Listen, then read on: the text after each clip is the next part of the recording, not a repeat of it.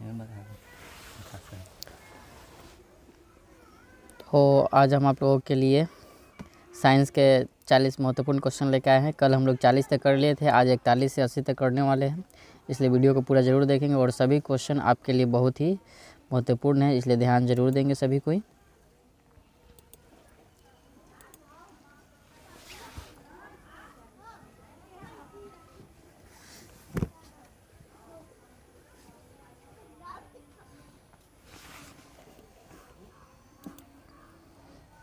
देखते हैं पहला क्वेश्चन क्या है। सल्फ्यूरिक अम्ल का अणुसूत्र क्या होता है। तो सबसे पहले ये जान लें कि सल्फ्यूरिक अम्ल होता क्या है। तो ये जो बैटरी में पाया जाता है सल्फ्यूरिक अम्ल, और इसका जो फार्मूला होता है वो होता है H2SO4। इसलिए जो हमारा ऑप्शन करेक्ट होगा वो ऑप्शन कौन करेक्ट हो जाएगा, बी। इसलिए 41 का कैंसर होगा बी। कार्बोक्सिलिक एसिड समूह में कौन सा आता है। तो जो ये समूह में आता है वो हमारा जो फार्मूला होता है वो होता है COOH, याद रखना है। तो इसका ऑप्शन क्या हो जाएगा, बी करेक्ट हो जाएगा 42 का। ओजोन के एक अणु में ऑक्सीजन के परमाणु की संख्या कितनी होती है। तो हम सभी जानते हैं कि ओजोन का जो फार्मूला होता है वो O3 होता है, इसलिए इसकी जो ऑक्सीजन की परमाणु संख्या होगी क्या होगी, 3 होगी। आवर्त सारणी में कितने आवर्त होते हैं, यानी 36 पंक्तियाँ को हम लोग आवर्त कहते हैं। तो जो इसकी आवर्त की जो संख्या होती है वो कितनी होती है। तो याद रखें आवर्त मतलब 36 मतलब जो स्तंभ की तरह खड़ा हो, तो वो आवर्त की संख्या जो होती है कितनी होती है, 7 होती है। और समूह कहेगा तो वो 18 होता है, ये याद रखना है हम सभी को। नेक्स्ट क्वेश्चन देखते हैं, अगला मेरा क्या है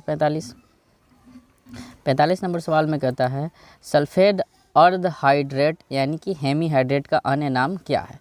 तो हम सभी जानते हैं कि जो सल्फेट अर्ध हाइड्रेट या हेमी हाइड्रेट का जो अन्य नाम है वो है प्लास्टर ऑफ पेरिस। और प्लास्टर ऑफ पेरिस का फॉर्मूला भी सबको याद रखना है हम लोगों को, इसलिए इसको हम कहते हैं सल्फेट अर्ध हाइड्रेट। ऑक्सीजन की परमाणु संख्या कितनी होती है। तो हम सभी जानते हैं कि ऑक्सीजन की जो परमाणु संख्या होती है वो 8 होती है, और कार्बन की पूछे तो 6 होता है, याद रखना है हम सभी को। 47 नंबर सवाल है कि 1 pm यानी कि 1 पिकोमीटर कितने मीटर के बराबर होता है।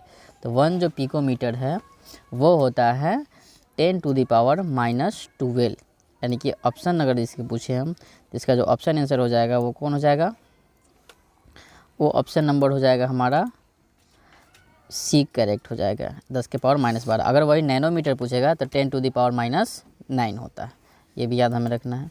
अगला सवाल देखते हैं 48 में क्या कहता है कि एथेनॉल का क्रियाशील मूलक क्या है। एथेनॉल का, तो एथेनॉल का जो क्रियाशील मूलक होता है वो होता है OH। हम सभी जानते हैं कि अल्कोहल की जो सूचक होता है वो OH होता है, तो एथेनॉल का जो क्रियाशील मूलक होगा वो क्या होगा, OH होगा। तो ऑप्शन ए क्या हो जाएगा, इसका करेक्ट आंसर हो जाएगा। अगला सवाल देखते हैं 49 में क्या है हमारा।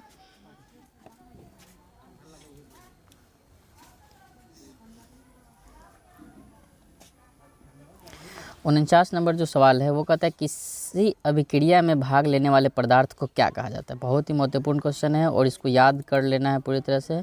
तो इसका जो ऑप्शन हो जाएगा आंसर वो हो जाएगा अभिकारक। जो भी अभिक्रिया में भाग लेते हैं उसे हम लोग क्या कहते हैं, अभिकारक कहते हैं।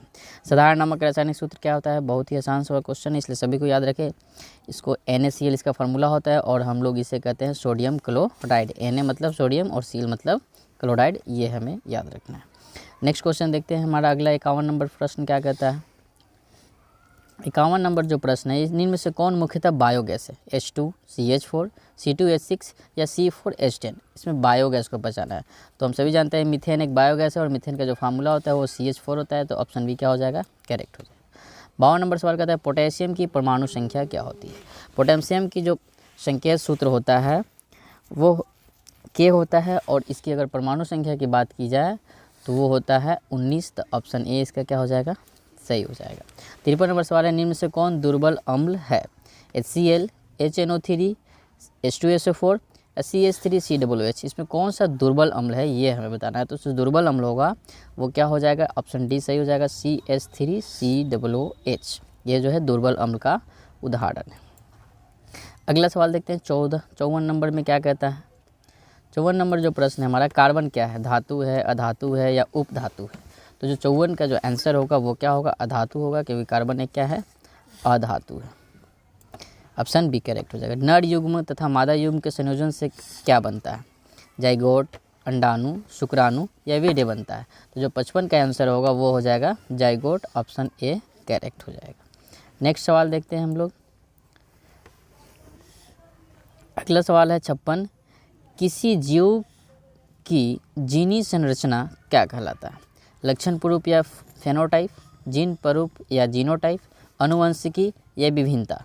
तो ये चारों ऑप्शन में आपको कौन लगता है उसको कमेंट में जरूर बताएं। उसके बाद तो हम अपना आंसर बताएंगे ही। तो इसका जो करेक्ट आंसर होगा ऑप्शन बी होगा, जीन रूप या जीनोटाइप कहते हैं, जिसे जीनी संरचना कहलाता है। मैदानी परिस्थितिकी तंत्र में तृतीय उपभोक्ता क्या है? हरा पौधा, मेढक, ग्रॉस हॉपर या सर्फ। तो इसका जो तृतीय उत्पादक होता है वो ग्रॉस हॉपर होता है। तो ऑप्शन सी क्या हो जाएगा? करेक्ट हो जाएगा। सॉरी, ये रॉन्ग हो जाएगा, ये नहीं हो पाएगा, ये गलत है, इसको ध्यान नहीं देना है। इसका जो आंसर होगा 57 का वो होगा सर्प। तृतीय उपभोक्ता में सर्प आता है। अगला सवाल देखते हैं। 58 नंबर क्वेश्चन है, रक्त में आयरन की कमी से होने वाला एक रोग कौन सा? याद रखिएगा, जब भी रक्त में आयरन की कमी यानी कि लोहा की जब कमी होती है तो एनीमिया होता है। तो ऑप्शन सी क्या हो जाएगा? करेक्ट। एक दो क्वेश्चन और याद रखना है कि विटामिन ए की कमी से कौन सी बीमारी होती है? तो वो रतौंधी होता है। विटामिन B1 की कमी से होता है बेरी। अगर विटामिन सी की कमी से कहा जाए तो स्कर्वी, और डी से कहा जाए तो रिकेटस होता है। ये चारों भी याद रखना है। कवक में पोषण की कौन सी विधि होती है? स्वपोषी, मृतजीवी या समभोजी या इनमें से कोई नहीं। तो इसका जो आंसर होगा कवक में पोषण होती है वो मृतजीवी होती है। तो ऑप्शन बी क्या हो जाएगा? करेक्ट। 60 नंबर क्वेश्चन है, ऑक्सीजन क्या है? ऑक्सीजन क्या है? ऑक्सीजन वसा है, एंजाइम है, हार्मोन है या कार्बोहाइड्रेट है? तो इसका जो आंसर होगा वो क्या हो जाएगा? हार्मोन। ऑक्सीजन एक क्या है? हार्मोन है। मानव में डायलिसिस थैली है? नेफ्रॉन, न्यूरॉन, माइटोकॉन्ड्रिया, आयोडीन में इनमें से कोई नहीं। तो जो मानव में डायलिसिस की थैली है वो क्या है? नेफ्रॉन है। तो ऑप्शन ए क्या हो जाएगा? करेक्ट हो जाएगा। भोजन का पचना किस प्रकार की अभिक्रिया है? उपचयन है, संयोजन है, अपचयन है या विस्थापन है? तो इसका जो आंसर होगा वो हो जाएगा उपचयन। ए ऑप्शन करेक्ट हो जाएगा 62 का। अगला सवाल देखते हैं 63, नर युग्म के एवं मादा युग्म के संलग्न को क्या कहते हैं? किण्वन, बौनापन, मधुमेह, एडी इनमें से कोई नहीं। तो दोनों का जो होता है जो इनमें से क्या होगा? कोई नहीं होगा। इसको मार देंगे डी। निम्नलिखित में कौन एक लिंगी पादप का उदाहरण है? सरसों, गुड़हल, पपीता या मटर। तो जो एक लिंगी पौधा है वो क्या है? पपीता है। इसलिए ऑप्शन क्या हो जाएगा 64 का? सी। उसके बाद 65 नंबर क्वेश्चन, मुकुलन द्वारा प्रजनन किस में होता है? अमीबा में, ईस्ट में, मलेरिया में या पैरामीशियम में? तो ऑप्शन है हमारा ए अमीबा और बी ईस्ट। तो मुकुलन में किस में होता है? तो ईस्ट में होता है। तो याद रखिएगा ऑप्शन बी क्या हो जाएगा? करेक्ट हो जाएगा। 66 नंबर में मलेरिया उत्पन्न करने वाला मच्छर यानी कि मादा एनफिलिस किस तरह के जल में उत्पन्न होता है? तो मलेरिया उत्पन्न वाले जब भी कहेंगे तो हमें याद रखना है साफ जल, गंदा जल या मीठा जल या इनमें से कोई नहीं। तो जो 66 का आंसर होगा वो गंदा जल होगा। मलेरिया उत्पन्न करने वाले जो मच्छर होते हैं वो गंदा जल में होते हैं और डेंगू उत्पन्न करने वाले जो होते हैं वो साफ जल में होते हैं। अगला सवाल वही है, डेंगू उत्पन्न करने वाले मच्छर किस तरह के जल में होते हैं? तो ऑप्शन नंबर क्या हो जाएगा? एक करेक्ट यानी कि साफ जल हो जाएगा। 68 में ओजोन परत पाई जाती है। सबसे पहले हम लोग जान लेंगे कि ओजोन परत जो है हमें सबसे अल्ट्रासोनिक किरणें यानी कि जिसे हम लोग हिंदी में पराबैंगनी किरणें कहते हैं उससे बचाती है हमें ओजोन परत। और ये जो पाया जाता है वो पाया जाता है स्ट्रेटोस्फीयर में, यानी कि ऑप्शन ए क्या हो जाएगा? करेक्ट होता है।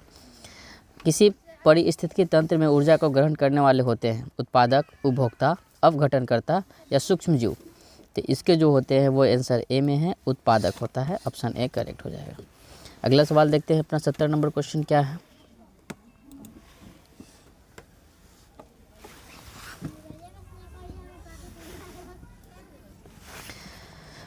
सत्तर नंबर प्रश्न है, एडिनोसिन ट्राइफॉस्फेट यानी एटीपी। एटीपी क्या है? ऊर्जा का वाहक है, ऊर्जा का संग्राहक है या ऊर्जा का सिक्का है या इनमें से सभी है? तो याद रखिएगा डी इनमें से क्या होगा? सभी, क्योंकि ये ऊर्जा का संग्राहक भी है और ऊर्जा का वाहक भी है। स्वपोषी पोषण के लिए आवश्यक क्या है? कार्बन डाइऑक्साइड तथा जल, क्लोरोफिल, सूर्य का प्रकाश या उपरोक्त सभी? तो स्वपोषी के लिए हमें सभी की जरूरत पड़ती है। जैसे पेड़ पौधे को जब भी प्रकाश संश्लेषण की क्रिया करनी पड़ती है तो उसे कार्बन डाइऑक्साइड, जल भी चाहिए, क्लोरोफिल भी और सूर्य का प्रकाश। इसलिए ऑप्शन डी क्या हो जाएगा? करेक्ट इनमें से सभी। प्रकाश संश्लेषण द्वारा किसकी प्राप्ति होती है? वसा का, प्रोटीन का, ग्लूकोज का या प्रकाश का? तो याद रखेंगे 72 का जो आंसर होगा वो सी होगा, ग्लूकोज का प्राप्ति होती है। ऑप्शन सी करेक्ट हो जाएगा। शुक्राणुओं का मोशन कहाँ होता है? अधिवृषण में, शुक्रवाहिका में, वृषण में या शुक्राशय में। तो जो 73 का आंसर होगा वो होगा शुक्रवाहिका, क्योंकि शुक्राणुओं का जो मोशन होता है वो किस में होता है, शुक्रवाहिका में होता है। तो option B is the correct answer. 74 ozone परत पाया जाता है वायुमंडल के निचले सतह में, वायुमंडल के ऊपरी सतह में, वायुमंडल के मध्य सतह में और डी इनमें से कोई नहीं। तो याद रखेंगे वायुमंडल के जो है ऊपरी सतह में और वायुमंडल के मध्य सतह में और डी इनमें से कोई नहीं। तो ये पाया जाता है वायुमंडल के मध्य सतह में। ऑप्शन सी क्या हो जाएगा इसका, करेक्ट होगा, याद रखिएगा। नेक्स्ट क्वेश्चन है, आनुवांशिक गुणों का संदेश होता है डीएनए अणुओं में, जीव द्रव में, तंत्रिका में या मस्तिष्क में। तो ये होता है डीएनए अणुओं में, आनुवांशिकता का जो संदेश होता है वो डीएनए में होता है। एक नर हार्मोन कौन सा है, एड्रीनलिन, थायरोक्सिन, एस्ट्रोजन या टेस्टोस्टेरोन है। तो याद रखिए जो मनुष्य का नर हार्मोन होता है वो टेस्टोस्टेरोन होता है। Option D is the correct answer. Next है 77, शुक्राणुओं का निर्माण किस में होता है, वृषण में, गर्भाशय में, अंडाशय में या डी इनमें से सभी में। तो जो शुक्राणुओं का निर्माण होता है वो वृषण में होता है। तो ऑप्शन ए क्या हो जाएगा, करेक्ट। किस वैज्ञानिक को आनुवांशिक का पिता कहा जाता है, अरस्तु को, ग्रेगर जॉन मेंडल को, रॉबर्ट हुक को, डी इनमें से कोई नहीं। तो कौन सा आंसर होगा आप ज़रूर कमेंट में बताएं। तो इसका जो आंसर होगा, आनुवांशिक का जनन जो माना जाता है वो ग्रेगर जॉन मेंडल को माना जाता है। तो ऑप्शन बी क्या होगा इसका, करेक्ट आंसर हो जाएगा। 79 नंबर जो क्वेश्चन है हमारा, 79 में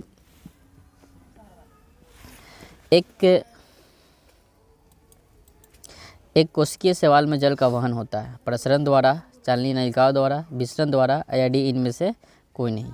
तो 79 का जो आंसर याद रखिए, किसी भी कोशिकीय शैवाल में जल का वहन जो होता है वो विसरण द्वारा होता है, इसलिए ऑप्शन क्या सही हो जाएगा, सी करेक्ट आंसर हो जाएगा, याद रखना है हम सभी को।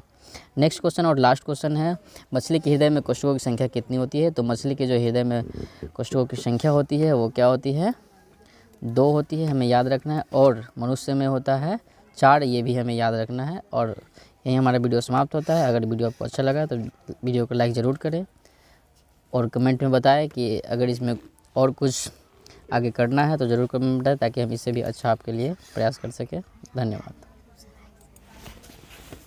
वीडियो को लाइक ज़रूर करें, क्योंकि ये वीडियो आप ही के लिए बनाया जाता है और इसको बनाने में